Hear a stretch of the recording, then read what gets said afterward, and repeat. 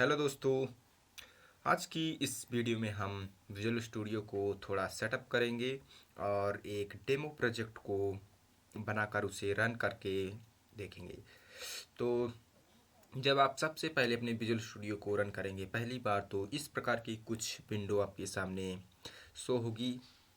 तो आपको sign in अगर करना है तो आप साइन इन कर सकते हैं। वैसे हम आपको रिकमेंड करेंगे कि आप अभी साइन इन ना करें, नॉट नाउ पर क्लिक करके आगे बढ़ें। जिसके बाद आपको न्यू विंडो शो होगी जो इस प्रकार होगी। तो देख सकते हैं कि इस विंडो में आपको ऊपर सबसे जर्नल का ऑप्शन लिखा है। जर्नल में आप क्लिक करके आप सी प्लस प्लस को चूज़ कर लें, क्योंकि हम सी प्लस प्लस से ही विंडो एप्लीकेशन को बनाएंगे। तो आपको सी प्लस प्लस को चूज़ करना है जर्नल में जाकर ड्रॉप डाउन मीनू से, और फिर आपको थीम में डार्क थीम, आपको कोई भी थीम सिलेक्ट कर सकते हैं अपने अकॉर्डिंग। यहाँ पास हमने डार्क थीम को चूज़ किया है। तो इसके बाद आपको नीचे एक स्टार्ट विजुअल स्टूडियो बटन दिख रही होगी, उस पर आप क्लिक करेंगे तो आपको न्यू विंडो ओपन होगी, जहाँ से आप प्रोजेक्ट को क्रिएट करेंगे कुछ इस प्रकार से।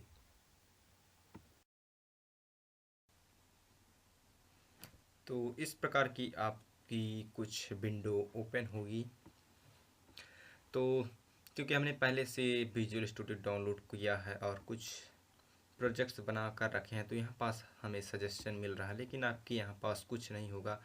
आपको क्रिएट न्यू प्रोजेक्ट पर क्लिक करना होगा।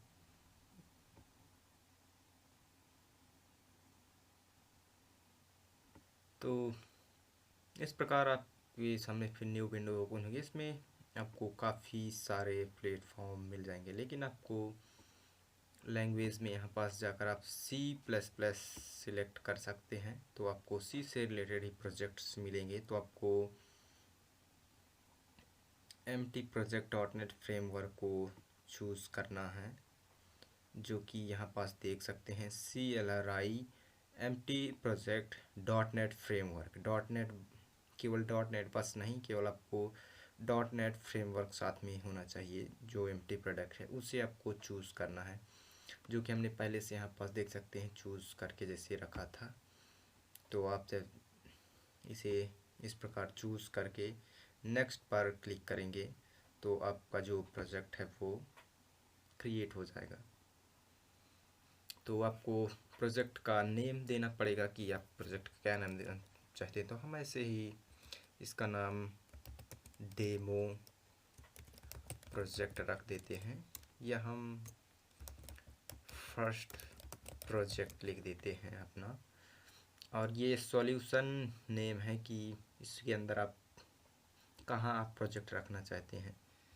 तो सॉल्यूशन नेम हमारा वही है जो प्रोजेक्ट नेम है, और ये आपको लोकेशन है, आप ब्राउज़ करके कहाँ पर स्टोर कराना चाहते हैं अपने प्रोजेक्ट को, वहाँ पर आप फाइंड कर सकते हैं ब्राउज़ करके, लेकिन हम डिफ़ॉल्ट ही रहने देंगे और क्रिएट प्रोजेक्ट पर क्लिक करेंगे।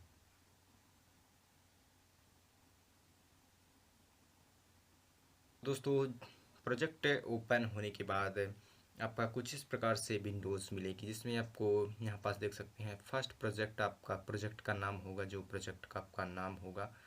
और यहाँ पास आपको टूल बार का ऑप्शन मिल जाएगा। तो अभी हम टूल बार को नहीं देखते हैं, अभी हमें अपने प्रोजेक्ट में जाना है, और प्रोजेक्ट में जाकर आपको जो हमारी प्रॉपर्टीज़ हैं देख सकते हैं, प्रोजेक्ट की प्रॉपर्टीज़, वहाँ पर क्लिक करना है। और फिर आपको लिंकर पर जाना है, और लिंकर में जाकर आपको देखना है कि जो सिस्टम है हमारा, उसमें सबसे ऊपर वाले जो हमारा सब सिस्टम जैसा लिखा है, उसमें आपको विंडोज़ सब सिस्टम सिलेक्ट करना है। और उसके बाद आपको आ जाना है एडवांस में, देख सकते हैं नीचे एडवांस है, और एंट्री पॉइंट जो है हमारा उसको हम मेन कर देंगे, एंट्री पॉइंट हमारा जो मेन है। और इसके बाद हम ओके पर क्लिक कर देंगे। तो इसके बाद अब हम प्रोजेक्ट में ऐड करेंगे आइटम। तो यहाँ पास देख सकते हैं ऐड न्यू आइटम जो है उस पर आप क्लिक करेंगे तो आपके सामने इस प्रकार की कुछ न्यू विंडो ओपन होगी।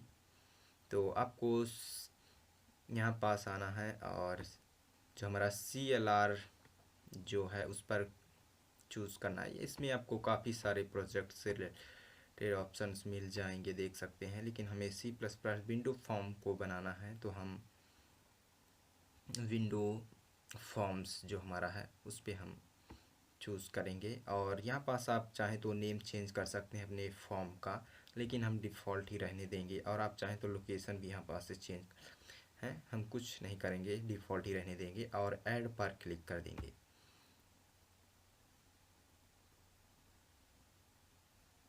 तो देख सकते हैं प्रोजेक्ट आपको जो आपने आइटम ऐड किया है विंडो फॉर्म को, तो उसके बाद आपको कुछ इस प्रकार की एरर आपको देखने को मिल जाएगी। तो आपको इससे घबराना नहीं है, आप इस प्रोजेक्ट को फिर से रीलोड कर सकते हैं। तो आप यहाँ पास सॉल्यूशन एक्सप्लोरर पर जाकर आपको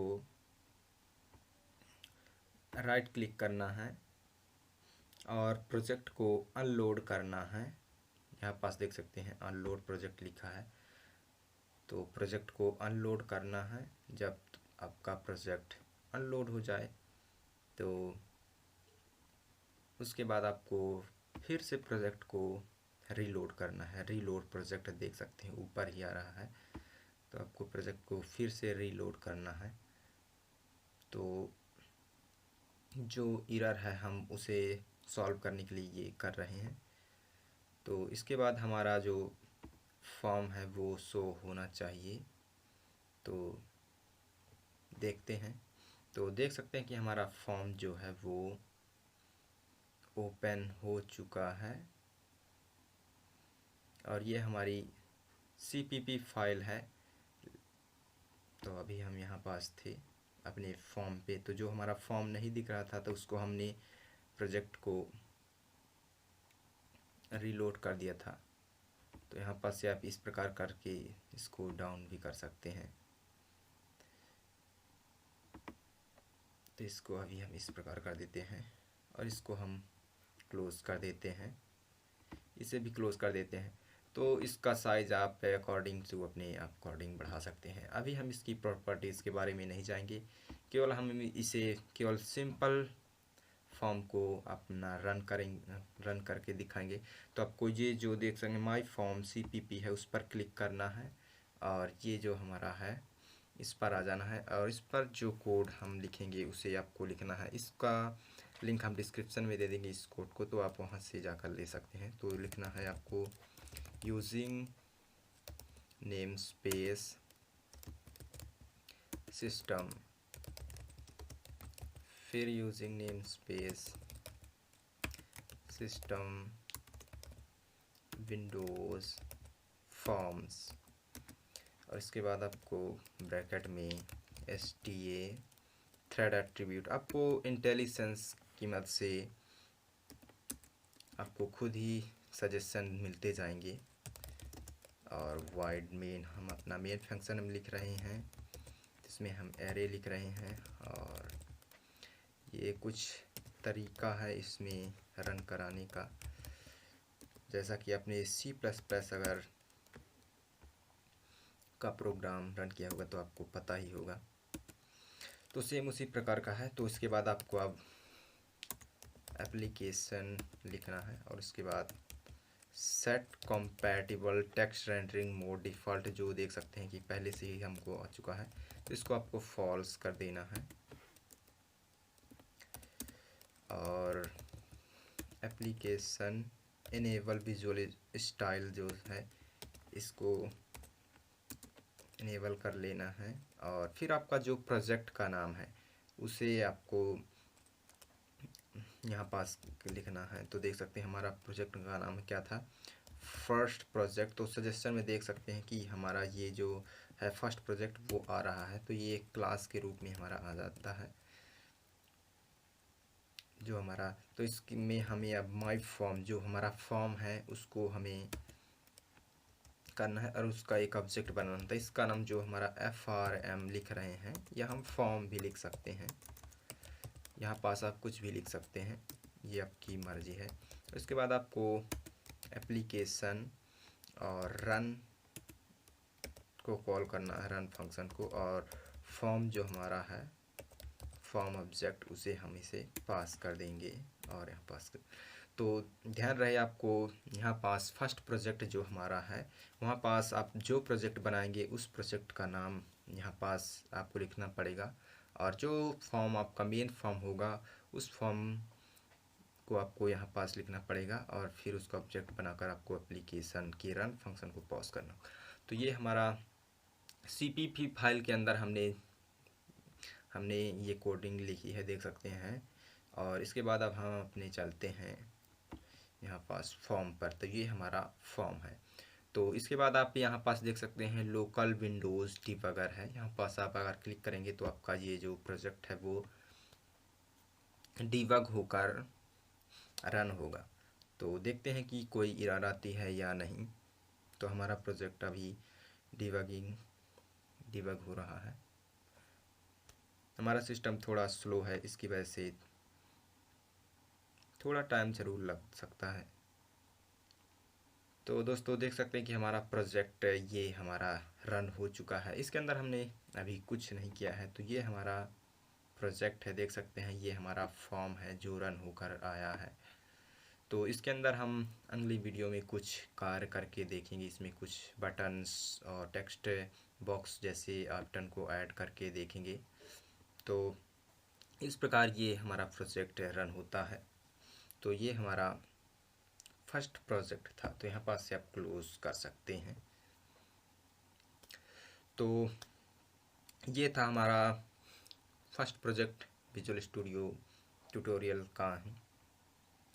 तो नेक्स्ट वीडियो में हम कुछ इसकी प्रॉपर्टीज़ के बारे में जानेंगे, और एक हम बटन यानी टेक्स्ट बॉक्स को ऐड करके भी आपको रन करके प्रोजेक्ट को दिखाएंगे। तो अगर आपने चैनल को सब्सक्राइब नहीं किया तो चैनल को सब्सक्राइब कर लें, क्योंकि हम इस कोर्स की जो हमारे विजुअल स्टूडियो C++ की कोर्स की है उसे हम कंटिन्यू अभी रखने वाले हैं। तो आज के लिए बस इतना ही।